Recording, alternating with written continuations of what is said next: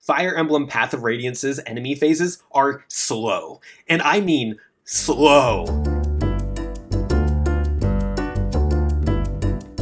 Everyone has complained about it. Could I beat a game in the time of an entire playthrough of enemy phases in Path of Radiance? If I did, which game would I feel the most comfortable trying that with? Metroid Prime? Too short. Xenoblade Chronicles? Too long. Then it dawned on me. The game I felt wasn't too short or long, and was known worldwide as one of the greatest games ever. The Legend of Zelda, Ocarina of Time. And thus a new video idea was birthed. Can you beat Ocarina of Time exclusively during Fire Emblem Path of Radiance's enemy phases? I'm intimately familiar with both games. I've beaten Path of Radiance over 15 times, and easily double that for Ocarina of Time, especially if we're including randomizers. Before I dove into this, I made some ground rules. 1. Whenever it wasn't the player phase in Path of Radiance, I could play Ocarina of Time. This includes the partner phase and other phase. Sorry for lying to you with the title of my video. 2. Battle animations will be on, allowing as much time as possible for Ocarina of Time gameplay. Map movement was initially set to fast, but I ultimately reduced it to slow because I realized how difficult this challenge could be for Ocarina. 3. I would not use any speedrun techniques in either game. While I don't know any tricks in Path of Radiance, I know a handful in Ocarina of Time, so no skipping the Deku Tree basement this time. I have to play fair. And there was another rule I initially enforced, which was to pause Ocarina of Time even if it's in the middle of a cutscene. I played the Nintendo Switch Online version so I could be able to pause at any point quickly. I later walked back on this rule because, well, we'll get into that later. Those were the rules. Fire Emblem Path of Radiance consists of 29 chapters, 1 battle per chapter, except for Chapter 17, which includes 4 battles, so a total of 33 battles. On HowLongToBeat.com, the average time to beat Path of Radiance is 33 hours. The Legend of Zelda, Ocarina of Time, consists of 4 child dungeons, 6 adult dungeons, and Ganon's Castle. On HowLongToBeat.com, the average time to beat Ocarina of Time is 27 hours. These two average times are very close. However, I know exactly what to do in Ocarina of Time. I know that game inside and out. So without further ado, let's do this.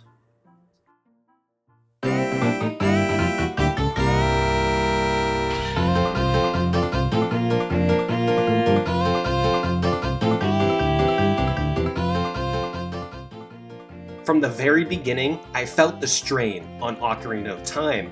The first 8 chapters of Path of Radiance are tutorial chapters. They don't particularly feel like tutorials, but they're slowly teaching the player new things.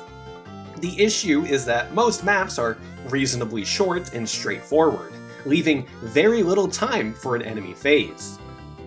How did it take 5 Fire Emblem chapters to beat Goma in Ocarina of Time? By Chapter 6, I was finally free from Kokiri Forest and out in the majestic Hyrule field.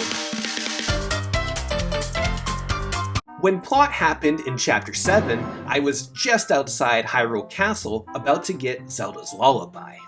While brainstorming a team to use in Path of Radiance, Reese, the healer, was on it. He is always on my team. He is an excellent healer and eventually a fantastic magic user. Unfortunately, in Chapter 9, multitasking 2 video games got the better of me, and I missed some crucial details, like Reese being in enemy range of someone who can kill him. So Reese was our first death of this run. And you know what? It's okay, because I got missed in the same chapter. Reese died, so it was fate, the stars aligned or whatever. Mist is a capable healer, just not a competent attacker. For now. Chapter 10 rolled around and I finally entered Dodongo's Cavern, the second dungeon in Ocarina of Time. That's more than 1/3 of the chapters in Path of Radiance, and I was only an hour into Ocarina of Time. Do you know why? Because of all the ridiculously long cutscenes and dialogue boxes that cannot be skipped. Why does Navi talk this slow? Why do we have to watch the Triforce creation cutscene twice? Why can't I skip past these dialogue boxes? To help push Ocarina of Time along, I began allowing the cutscenes to play during Path of Radiance gameplay. The pressure began to get to me though. I committed one of the gravest Ocarina of Time sins. I died to King Dodongo, one of the easiest bosses in the Zelda franchise, because I was too worried about my units and got hit too many times by Keese before entering the boss room. This was a new low for me. King Dodongo? I died to him? Really? 2 more deaths occurred in Chapter 13. I reset both times because my queen, Astrid, fell. I cannot retake Crimea without her by my side. In Chapter 14, I killed Makalov with Astrid because I'm a feminist. Chapter 15 was when Maweep happened. The slow speed continued, and I truly began to believe there would be no possible way I could beat Ocarina of Time before I beat Path of Radiance. By the time I got to the Master Sword, I was in the middle of Daybreaks, which is Chapter 17, the 4-part chapter in Path of Radiance. However, I am far more familiar with the adult dungeons than the child dungeons. I know them very well. It was go mode, baby. Adult Link temples have always been my jam. Nothing can stop me now. Except for these 2 Stalfos, god damn it! I needed to take drastic measures. A new plan hatched in my mind.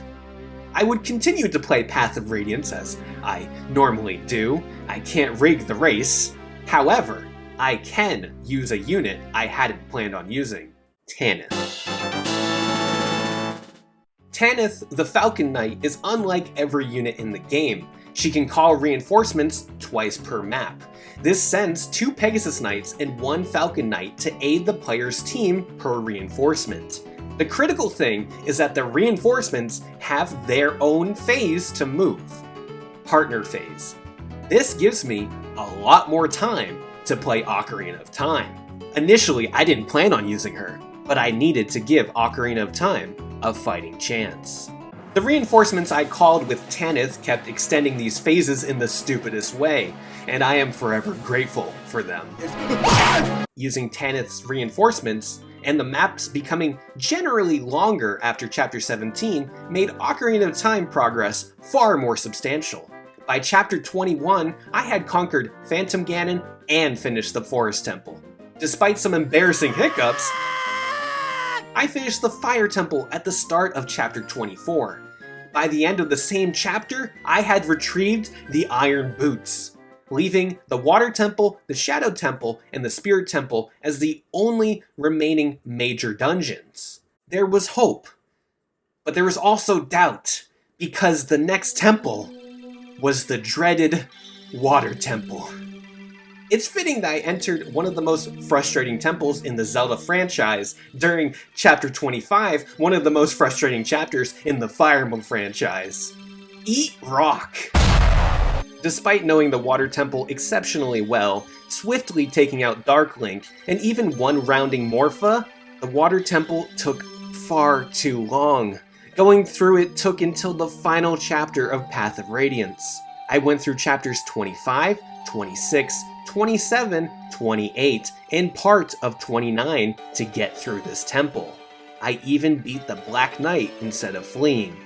But it wasn't enough. Stefan was murdered in chapter 28, which is enormously embarrassing. But his death did not delay Path of Radiance enough. Oscar kept getting critical hits, which was not helping Ocarina of Time in the slightest. And I could say the same with Mist. Oh shit! Let's go, Mist! Shortly after getting the Hover Slippers, Ike defeated Ashnard, the final boss of Path of Radiance. The Ocarina of Time run ended in the lobby of the Shadow Temple. You cannot beat The Legend of Zelda: Ocarina of Time exclusively during Fire Emblem Path of Radiance's enemy phases. However, I firmly believe it could be achievable if you use speedrun techniques. The fact that I was able to get through the Deku Tree, Dodongo's Cavern, Jabu Jabu, the Forest Temple, the Fire Temple, the Ice Cavern, the Water Temple, and the bottom of the well says a lot about the sluggish animations of Path of Radiance.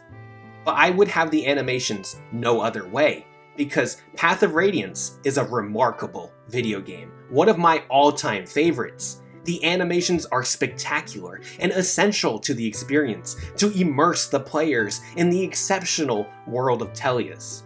And I'm happy I could play both of these beautiful games again. Sorry, Ocarina of Time. Maybe next time. Now I'm going to go try to beat Breath of the Wild during Radiant Dawn's enemy phases. What could go wrong?